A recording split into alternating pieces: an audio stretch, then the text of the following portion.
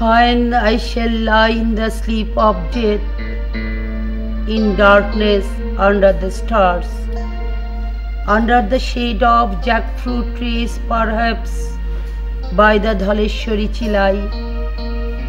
By day no one perchance comes to that cemetery, their shadow has fallen on my bosom.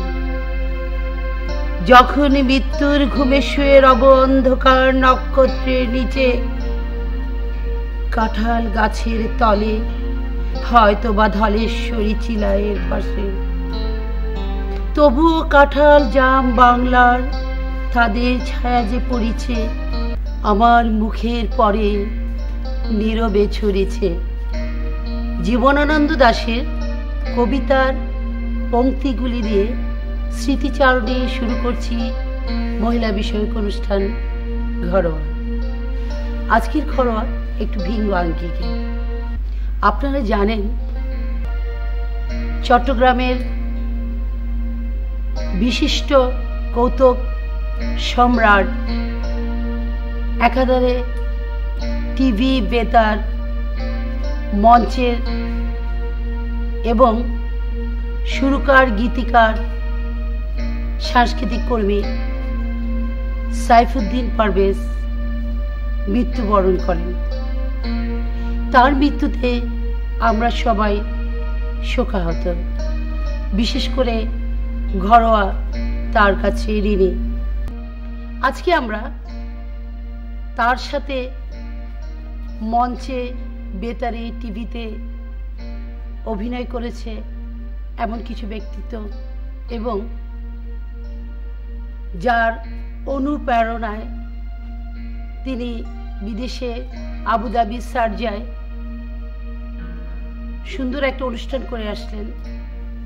সেই সাথে Malaysia, London, Bahrain বিভিন্ন জায়গায় চুক্তিবদ্ধ হয়েছেন অনুষ্ঠান করার। এমন একজন ব্যক্তিত্ব আছে, তার আত্মার আত্মীয় একমাত্র মেয়ে, তার অনুভূতি শুনব। তার আগে চট্টগ্রামে প্রথম বিটিভিতে সম্প্রচারিত ইদানিং অনুষ্ঠান 1994-95 সালের এবং চট্টগ্রাম টেলিভিশনে তার বিশেষ অনুষ্ঠানগুলো কিছু অংশ প্রথমে আমরা মনিটরে দেখে নিই।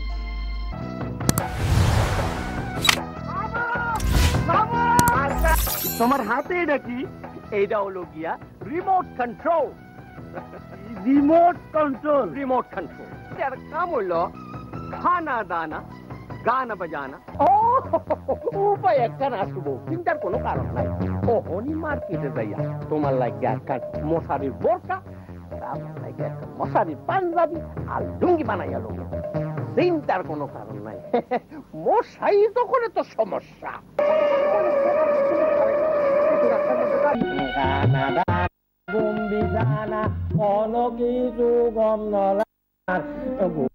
দিলে শ্রবণ দেখি পুলিশে আরে তোয়া।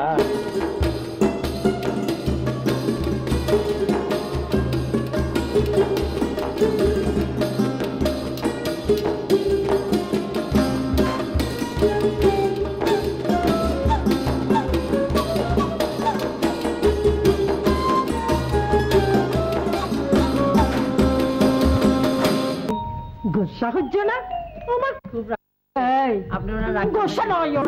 সারি তুমতে লাগে যদি এতক্ষণ, আইবে পাইতে লাগে যদি এতক্ষণ, ও না সিমন বহুতি কারণ, সারি তুমতে লাগে যদি এতক্ষণ। এন গাইম বন্ধুর বিয়াত বন্ধু দেখে নিমন্ত্রণ, এন গাইম বন্ধুর বিয়াত বন্ধু দেখে নিমন্ত্রণ, সারি তুমতে লাগে যদি এতক্ষণ, ও না সিমন বহুতি কারণ, সারি তুমতে লাগে যদি এতক্ষণ। আসসালামু আলাইকুম। আমার কথা হলো I came just to celebrate, তোমাদের সঙ্গে একটু এনজয় করতে এসেছি। আমি আজকে তোমাদের মাঝে এসেছি that I want to enjoy myself to be young like you, তোমাদের মতো ইয়ং হতে চাই। আচ্ছা আমি একটা ছোট্ট একটা গান গিয়ে শোনাই। গান শোনাবেন? হ্যাঁ, একটু ছোট।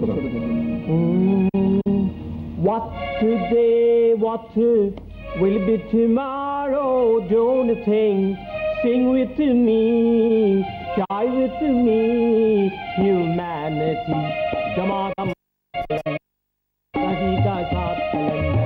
This is the song of wonder, song of wonder, song of wonder. কেমন আছে? হোক একটা জোক, ছোট্ট জোক শুনতে। আমেরিকা টুইন টাওয়ারটা পড়ে যায় আমেরিকাতে।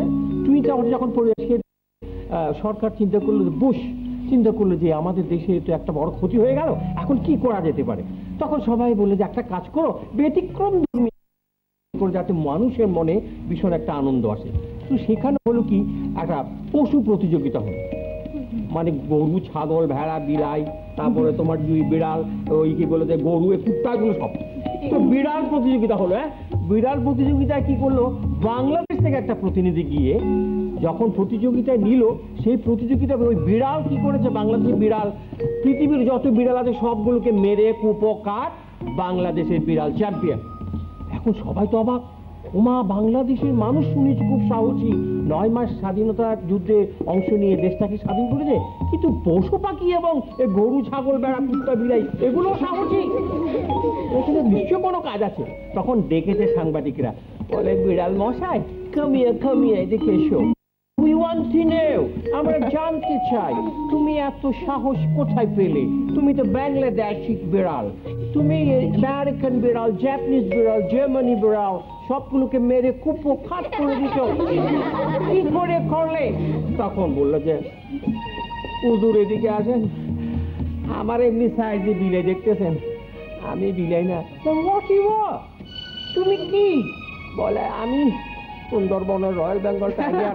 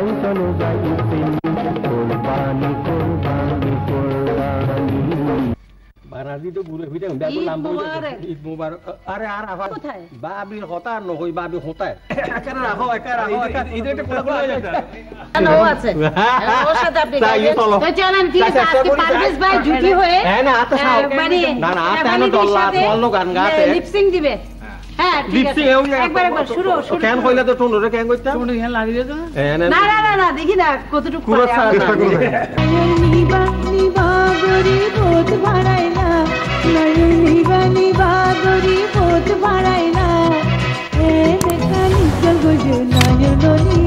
নাইর যাইবা কই কত হান্ডাইলিয়া, নাইর যাইবা কই কত ঘুরাইলিয়া, ইটো চমক নাইর যাইবা আগে নকইলিয়া।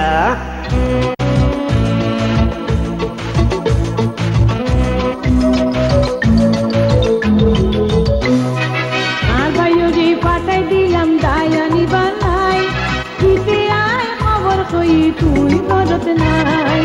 তোমার কান্দা রাখা যায় কত কাপ হইলাম, কোনো গাইছি তুই সোনার দেখানো পাইলাম। সাইফুদ্দিন পারভেজের স্মৃতিচারণে আজকে আমাদের সাথে মঞ্চে 4 জন ব্যক্তিত্ব এসেছেন। আমরা প্রথমে তাদের সাথে পরিচিত হব। প্রথমে আমি আপনাকে বলছি ভাইয়া, আপনাকে। আমার নাম পুলকরাজ সেনগুপ্ত।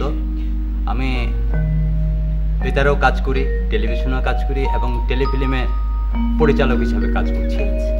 তো দিদি আপনি বলুন।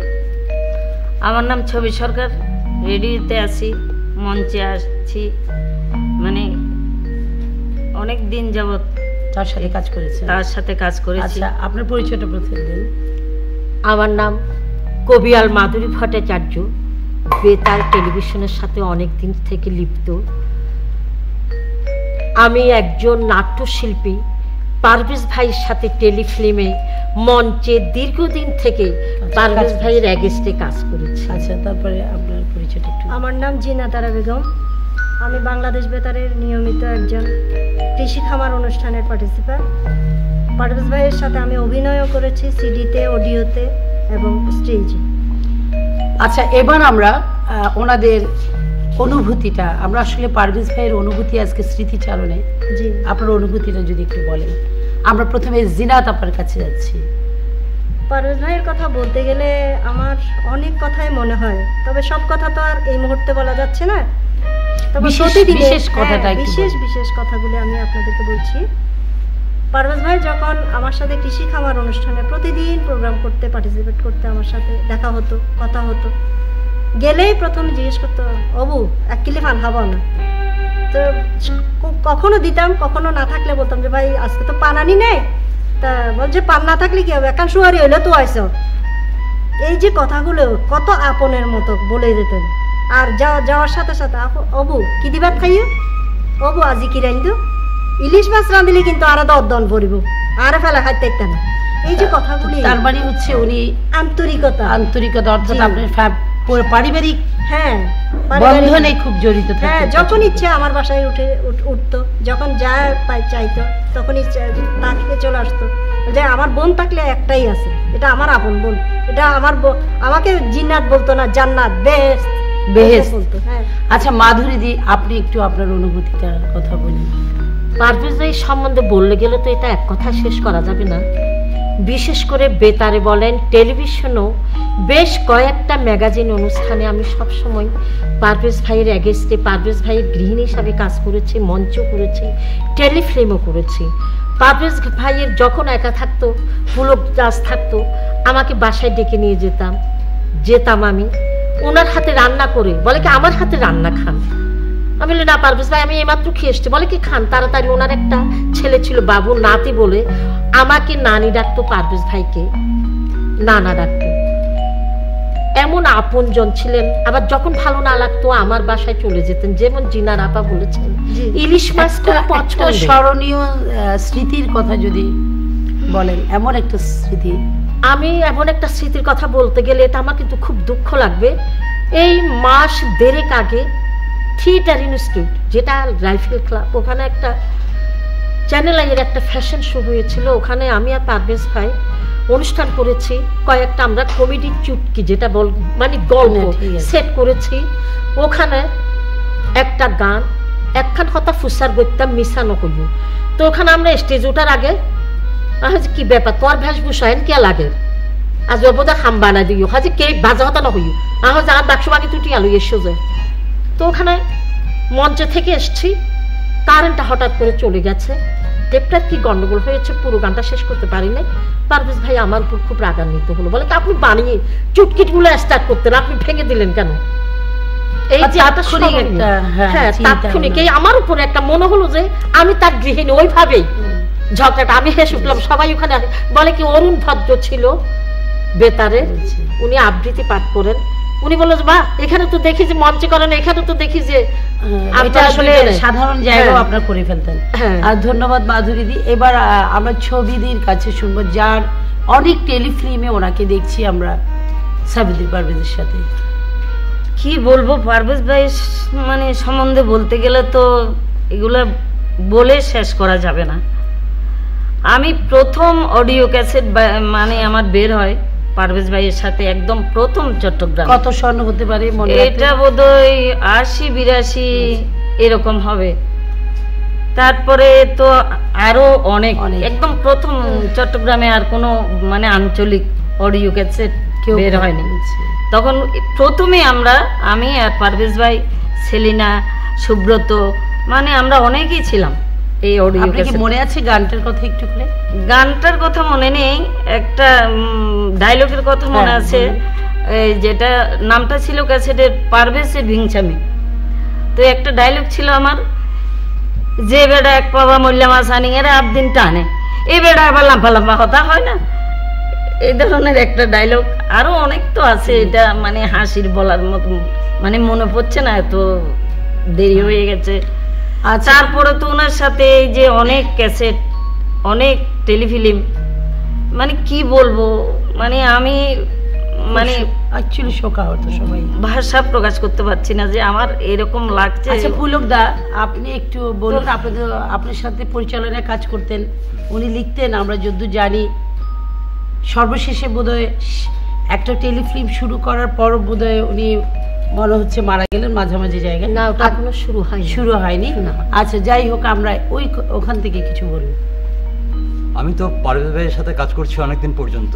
উনি আমার প্রথম একটা টেলিফিল্মে কাজ করেছিলেন, দেবর ভাবি, খুব জনপ্রিয়তা পেয়েছিল। ওখানে উনি বড় ভাইয়ের চরিত্রে অভিনয় করেছিলেন। এরপরে কাজ করলাম রঙের বউ ঢঙের জামাই, এখানে মাধুরী দিও ছিলেন, জিনাতাপাও ছিলেন, একসাথে আমরা কাজ করেছি। খুব ভালো অভিনয় করেছেন এবং খুব রিস্কি অভিনয় করেছেন, ওনার একটা দৌড় ছিল, এই দৌড়টা যে কাদা টাদা মারিয়ে সাংঘাতিক অবস্থা, অর্থাৎ জীবনটাকে খুব মানে অভিনয়টাকে খুব সহজভাবে এবং প্রাণ দিয়ে উনি অভিনয় করতেন, ওনার মতন একজন করতেন। এরপরে আমাকে নিয়ে বসলেন, উনি বললো যে পুলক দেখো, তোমাকে আমি ভাইয়ের মতো জানি, এসো আমরা একটা কাজ করি, দুর্নীতির উপর একটা স্ক্রিপ্ট লিখি। তাহলে বেশ ভালো প্রস্তাব, খুবই ভালো প্রস্তাব, ঠিক আছে পারভেজ ভাই আমি বসবো আপনার সাথে। প্রায় 1.5 মাস আমরা একসাথে বসে এই স্ক্রিপ্টটা তৈরি করেছি। স্ক্রিপ্টটার নাম হচ্ছে মেম্বর ঠান্ডা। তো যেদিন আমি 19 তারিখে স্ক্রিপ্ট কমপ্লিট করে বাইন্ডিং করে একদম ফ্রেশ করে ওনার বাসায় পৌঁছে দিয়ে আমি আমার বাড়িতে চলে গেলাম। তারপর দিন সকাল 9টা বাজে। আসলে এত খারাপ লাগছে, এটা সবার জন্যই দুঃখজনক। এত বড় মাপের কমেডিয়ান বোধহয় আর আমাদের চট্টগ্রামে। আচ্ছা এখন হবে না, আমরা চলুন মনিটরে আপনাদের সাথে অভিনীত এবং বিশেষ করে আমরা জানি, আপনি জানেন বোধহয় আমিন বিনিময় প্রোডাকশনের অনেক কিছু উনি ওনার অডিও সিডি বের হয়েছে। আমরা ওনার স্মৃতিচারণে আমরা এই দিদিদের সাথে আছে এমন কিছু অভিনয় না হয়।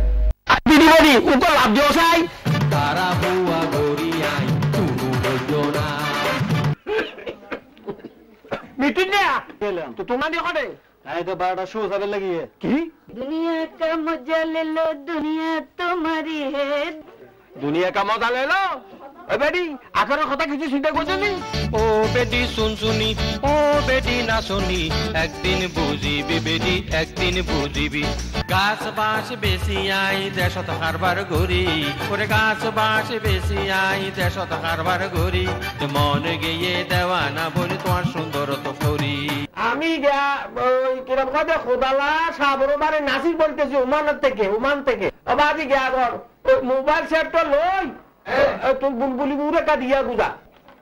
হ্যালো হন ও মানুতুন কথা হইল কাল তো বইন তোমার খবর লই, তোয়ারে চাইতাম বেশি মনে কর, তুই পালাই আসনি ইয়ান ই জাদু তুই গইলা রে আর মনান খারি নিলা রে। আর না জোয়ান নাতি বলে জানি দিন ওরি আর ওই জাতি কামত আইছু অভিজ্ঞতা বরফু তুরন্ত বাতে বারে। আসসালামু আলাইকুম প্রিয়তম গ্রামবাসী, মা এবং বোনেরা, আপনারা আমার ফিরিতি ও শুভেচ্ছা লইবা। এখন আমি এখানে আজকে এসেছি, তবে শুরুতে একটা কথা বলি রাখি, তোমরা আমার ওসিয়ত নিবা, মগর খাসিয়ত নচাইবা। আপনার ঘরে কাউকে দেখছি না যে? কেউ নাই, কেউ নেই, কেউ নাই, ন আছিল নাইও, আই ব্যাচেলার। ব্যাচেলার? আপনি সেদিন বক্তব্য বলছেন আপনি 3-4টি বিয়ে করেছেন। এগুলো তো বক্তব্যের ভাষা। তুমি এ পর্যন্ত আমার ঘরে একটা হাউসিল দেখছো? সেটাই তো ওই চিন্তা করো, আর কিন্তু ঠেয়া বইছে জায়গা জমিন হোটেল, তুই চিন্তা করি তোমার নামে রেজিস্ট্রি করে দিবে। আশ্চর্য, আমার নামে লিখে দিবেন কেন? না না, তুমি তো হঠাৎ নো বুঝতে পারলা, মানে ধরো তুমিও একেলা আমিও একেলা, ডকে ডাকে যা দে তুমি আজ আমি নসার সারি নবারি তুমি কত বাড়ি উড়ান গাড়া কত দেখিনি। আসো আসো ঘটে আর ডর গা ঘটে আর ডর বিবি তুই আবার বিয়ে করছো?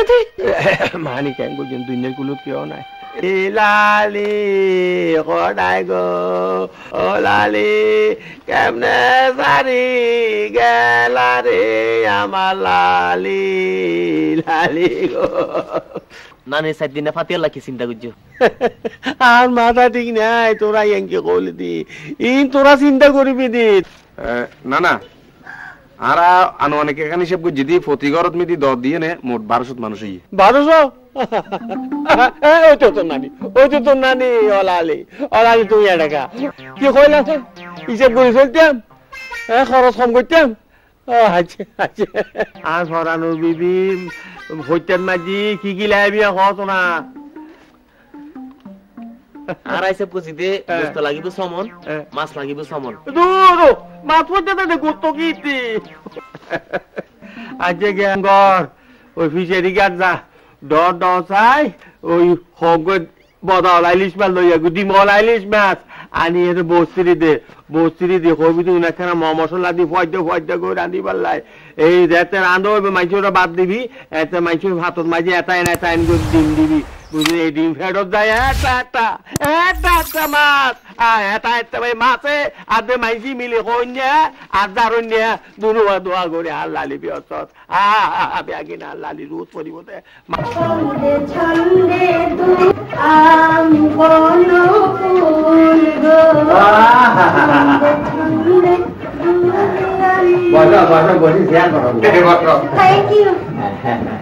অপূর্ব অপূর্ব একটা ভুল বিবি তোমার নাম মান কি নাম ছমছম শাবনুর বেডুলা দীক্ষিত ও ভালো কথা সংসার সম্বন্ধে তোমার কোনো পূর্ব অভিজ্ঞতা আছে না অভিজ্ঞতার কথা বলছেন 4টি সংসার করেছি কিন্তু পরিপূর্ণভাবে অভিজ্ঞতা অর্জন করতে পারিনি বলে তা আমাকে কেমন দেখলেন স্যার তোমারে দেখি আমার ভিতর আমি নাই দেখি ভাই বড় আমি এর দুনিয়া নেই তুমি মতো ভাত খাই না যা বাড়ি যাও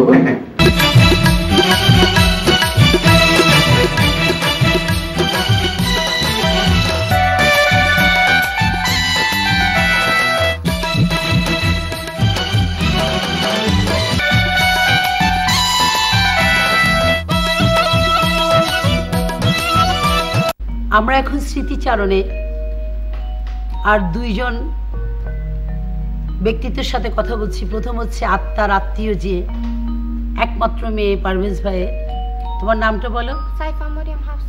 সাইফা মরিয়ম হাফসা। আর আছে কাজী সেলিম, সে হচ্ছে চট্টগ্রামের একমাত্র পুরুষ বিউটিশিয়ান কোরিওগ্রাফার, বিদেশ থেকে অনেক ডিগ্রি নিয়ে সে দেশে এসছে। তো যার সাহায্য সহযোগিতায় প্রথম বিদেশে পা রাখলেন আমাদের সাইফুদ্দিন পারভেজ, আমরা তার অনুভূতি শুনব। পারভেজ ভাই মূলত খুবই প্রাণবন্ত লোক ছিলেন, তা তো বটে। আর আমাকে দেখলে হাসি দিয়ে বলতেন যে কেমন আছো। আমি বলতাম যে পারভেজ ভাই ভালো। বলে তোমাকে তো অনেকদিন দেখি না। বলতে আমি তো প্রায় বাইরে যাই, ওই জন্য দেখা হয় না। বলে তা আমাকে কবে নিয়ে যাবে? আমি বলতাম আপনাকে অবশ্যই আমি একবার বাইরে নিয়ে যাব। তারপরে নিয়েও গেলাম, কিন্তু যেদিন উনি আমার সঙ্গে ঢাকা গেলেন বাইরে যাওয়ার জন্য, সেদিন থেকে দেখলাম যে ওনার মধ্যে কেমন যেন একটা মেয়েরা ভাব চলে আসছে, মনের মধ্যে উদাসীন দেখেছি। উদাসীন। আপনার কি শরীর খারাপ? বলে না, যে মুরব্বীদের কাছে শুনেছি যে মৃত্যু নাকি 40 দিন আগে থেকে মানুষ জানতে পারে, ঠিক মৃত্যুর আধা ঘন্টা আগে উনি আমার সঙ্গে কথা বলেছিলেন। তারপর আমার একটা প্রোগ্রাম ছিল 25 ইয়েতে রেডিসন হোটেল, তাই বললো যে আমি তো সিক, পারবো না। বলে 1 সপ্তাহ সময় আছে, আপনি ভালো হয়ে যান। তারপর আর কোথায় কোথায় তোমার সাথে যাওয়ার? আমার সঙ্গে ওরা লন্ডনে, আমেরিকা, কাতারে, আপনার সঙ্গে যেটা আমেরিকা যাওয়ার কথা ছিল। তারপর আমি ওনাকে ফোবানার ক্যানাডাতেও করেছি, অ্যাড করে দিয়েছি। হ্যাঁ, ফোবানার মাধ্যমে সে আমেরিকা বস্টনে অনুষ্ঠান করার কথা ছিল। তারপর রিসেন্ট আমাদের একটা কাতারে যাওয়ার প্রোগ্রাম ছিল, ওনাকে একদম প্যাকড করে। আর জিএমজি এয়ারলাইন্স ওনাদেরকে 1 বছরের চুক্তি করে নিয়েছিলেন ওনার সাথে। আচ্ছা, আমরা এখন একটু হাফসা কি বলতে চাই, তুমি তোমার বাবার কথা কিছু বলো। আমি বাবার সাথে সেরকম ছিলাম না, কিন্তু যখন বাবার কথা মনে পড়তো নানু বাড়িতে ছিলাম, যখন বাবার কথা মনে পড়তো তখন বাবার কাছে ছিলাম। আসলে মেয়েটার জীবনটাই ওরকম, বাবাকে সে পায় নাই, মাকে 7 বছর আগে হারিয়েছে। তুমি কি চাও আমাদের কাছে? আপনাদের কাছে আমার একটা চাওয়া, সবাই আমাকে দোয়া করবেন। আর কি চাও? আর কি আশা আছে তোমার? আমি বড় হয়ে যেন বাবার ঐতিহ্যতা ধরে থাকতে পারি। সে সবার কাছে সাহায্য সহযোগিতা চায়, সে বড় হয়ে যেন কিছু একটা করতে পারে। আশা করি সবাই ওর দিকে একটু নজর দেবেন। তার আগে আমরা সর্বশেষ সার্জায় যে অনুষ্ঠানটি সে করেছে, যার অবদান কাজী সেলিম, আমরা মনিটরে শেষ অনুষ্ঠানটা দেখে নিই। একটি বড় অংশ চট্টগ্রামের, তাই চট্টগ্রামের আঞ্চলিক ভাষায় শিল্পী ফজু বৈদ্য ও সিনথিয়ার কৌতুক অভিনয় ছিল অনুষ্ঠানের অন্যতম আকর্ষণ।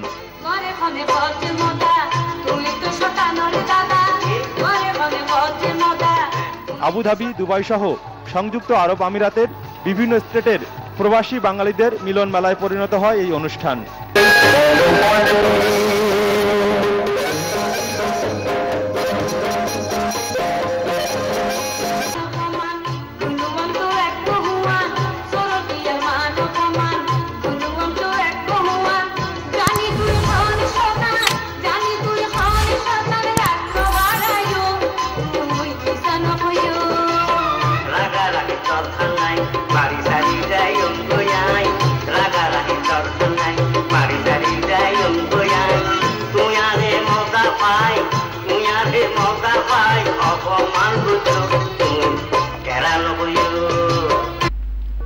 দুনিয়ার ঘরে নয়, তিনি একেবারে আখেরের ঘরেই চলে গেলেন। শেফালি শ্যামদাকে হারিয়ে যে অপূরণীয় ক্ষতি চট্টগ্রামবাসীর হলো, আরেকজন কৌতুক সম্রাটকে হারিয়ে একই হলো, যার চলচ্চিত্রে উচ্চ আসনে অধিষ্ঠিত হবার কথা। তাই নতুন প্রজন্মদের এগিয়ে আসতে হবে, তাদের পথ অনুসরণ করতে হবে। পৃথিবীতে সবাই মরণশীল, আমরা সবাই চলে যাব, কিন্তু থাকবে শুধু আমাদের ভালো কাজগুলো। এটি মনে রেখে আজকের মতো স্মৃতিচারণ এখানেই সমাপ্তি। যে যেখানে আছেন ভালো থাকুন, সুস্থ থাকুন। আল্লাহ হাফিজ।